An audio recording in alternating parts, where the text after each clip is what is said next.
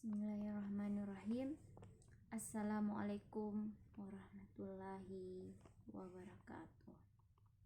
Di sini langsung saja. Di sini saya akan mempresentasikan hasil dari kerja saya, itu mata kuliah karya tulis ilmiah. Di sini saya mengambil laporan magang 2, itu nama saya Nurdahnia, NIM 11817.001.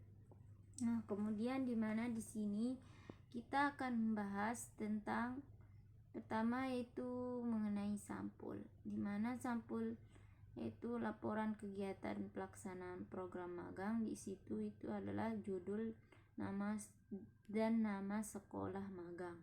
Kemudian yang hijau ini yaitu logo kampus sendiri. Kemudian di bawahnya itu laporan individu atau diajukan untuk melaksanakan persyaratan pelaksanaan program magang 2, yaitu keterangan laporan. Nah, yang di sini oleh Nurdahnia, NIM 1181001, yaitu nama dan NIM mahasiswa sendiri, yaitu saya. Nah, kemudian di mana di sini program studi pendidikan fisika Fakultas Keguruan dan Ilmu Pendidikan Universitas Muhammadiyah Mataram. Ya, di situ adalah jurusan dan jurusan mahasiswa magang tersebut. Kemudian 2020 ini adalah tahun magang kita.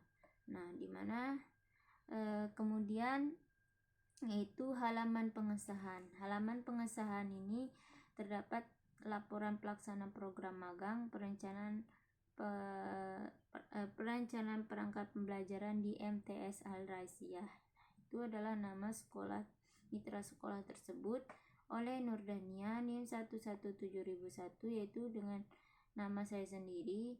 Nah, telah diperiksa atau disetujui. Nah, disetujui oleh kepala sekolah tersendiri dan guru pamong. Menyetujui ketua panitia magang FKIP UMM. Nah, kemudian yaitu kata pengantar, di mana kata pengantar itu terdapat berisi ucapan syukur, terima kasih kita terhadap pihak-pihak yang berkontribusi dan dalam penyusunan laporan tersebut, laporan magang kita, yaitu di mana setiap perkataan disusun maksimal dalam 1 halaman gitu. Itulah kata pengantar. Nah, kemudian di mana daftar isi itu terdapat halaman judul, halaman pengesahan, kata pengantar, kemudian daftar isi, bab 1 pendahuluan. Nah, yang dibagi itu lagi latar belakang, tujuan dan manfaat kegiatan, tempat dan waktu pelaksanaan. Kemudian bab 2, di mana bab 2 itu hasil pelaksanaan dan pembahasan.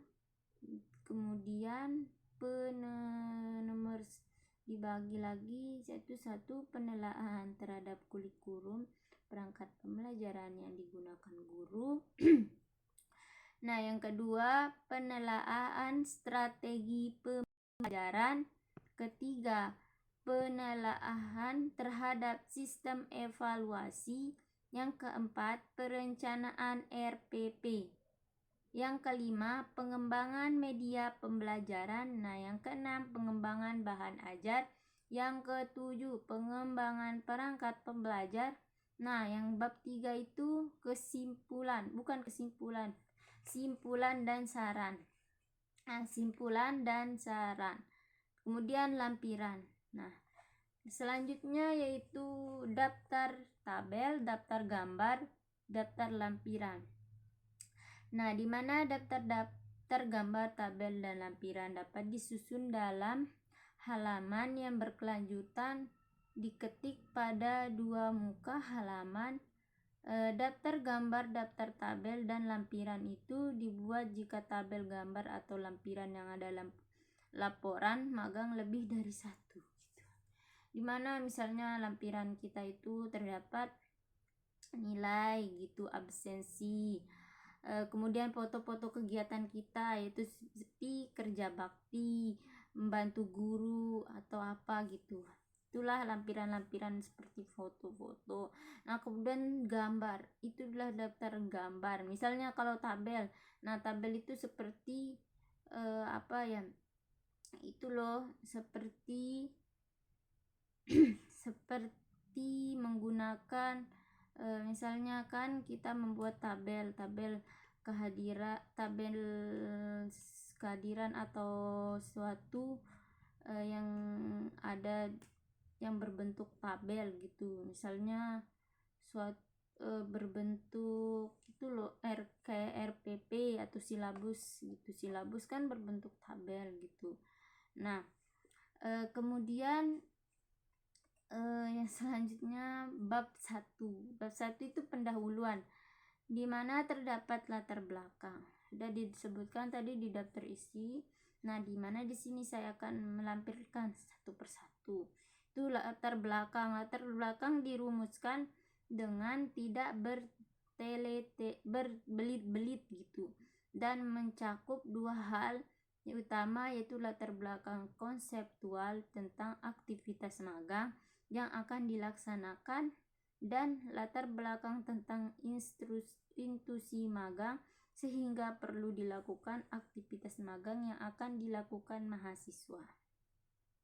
Kemudian perumusan masalah, di mana perumusan masalah dirumuskan dengan menuliskan masalah atau kebutuhan apa yang dihadapi di institusi magang sehingga aktivitas magang yang akan dilaksanakan dinilai bermanfaat bagi institusi magang tersebut.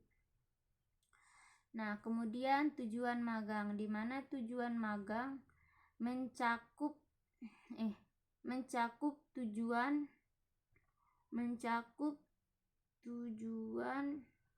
dari aktivitas magang yang akan dilaksanakan gitu. Itulah tujuan magang tersebut. Nah, kemudian yaitu manfaat program magang, di mana manfaat program magang itu dapat 3, yaitu dibagi menjadi 3. Manfaat bagi mahasiswa, manfaat bagi sekolah, manfaat bagi FKIP UMM Universitas Muhammadiyah Mataram, yang dimana itu manfaat bagi mahasiswa itu mendapatkan pemahaman, penghayatan, pengalaman di bidang manajemen kultur sekolah tersebut. Nah, kemudian manfaat bagi sekolah itu menciptakan kerjasama yang saling menguntungkan antara sekolah tempat magang dengan FKIP UMM. Kemudian manfaat bagi FKIP UMM itu mendapatkan informasi tentang manajemen dan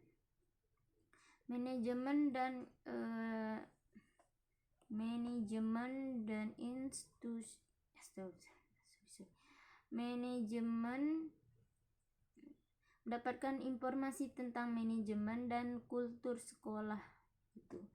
Nah, kemudian di mana tempat dan waktunya itu tempat magang dilaksanakan, yaitu di mana tempat kita posisi tempat magang tersebut. Nah, di mana itu tempat magang dilaksanakan di Madrasah Sanawiyah Al-Razia Kecamatan Sekarbele, Kota Mataram. Waktu kegiatan magang di sekolah mitra dilaksanakan selama 7 hari dari hari Senin sampai dengan hari Sabtu. Nah, yaitu dari tanggal 10 September sampai dengan 22 September 2019. Nah, kemudian metode pelaksanaan magang, di mana metode pelaksanaan magang tersebut pada bab metode pelaksanaan magang tersebut dicantumkan lokasi institusi magang, waktu pelaksanaan magang, dan metode yang akan digunakan dalam aktivitas magang. Nah, itulah metode pembelajarannya. Nah, kemudian hasil yang bab 2 ya, hasil dan pembahasan. Di mana hasil dan pembahasan itu penelaahan kurikulum dan perangkat pembelajar yang digunakan guru. Di mana kurikulum adalah seperangkat rencana dan pengaturan mengenai tujuan, isi dan bahan pembelajaran serta cara yang digunakan sebagai pedoman penyelenggaraan kegiatan pembelajaran untuk mencapai tujuan peneliti tertentu. Kemudian penelaahan strategi pembelajar, di mana penelaahan strategi pembelajar itu yang pertama strategi yang digunakan guru dengan tujuan pembelajaran, strategi yang digunakan guru dan dengan materi pembelajar yang digunakan. Kemudian tujuan materi yang dengan metode yang digunakan oleh guru. Kemudian alat peraga yang digunakan oleh guru dengan materi dan tujuan. Nah, itulah penelaahan strategi pembelajarannya. Nah, yang selanjutnya yaitu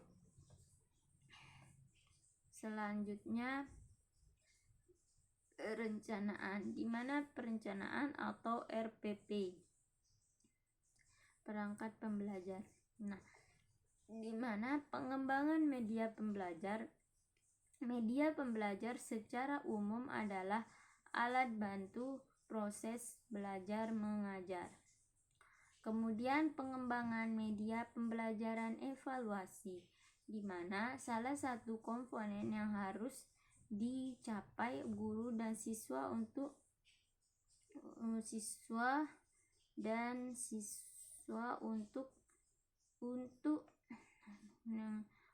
salah satu komponen yang harus dicapai guru dan siswa untuk memenuhi tujuan pembelajaran yang sudah ditentukan.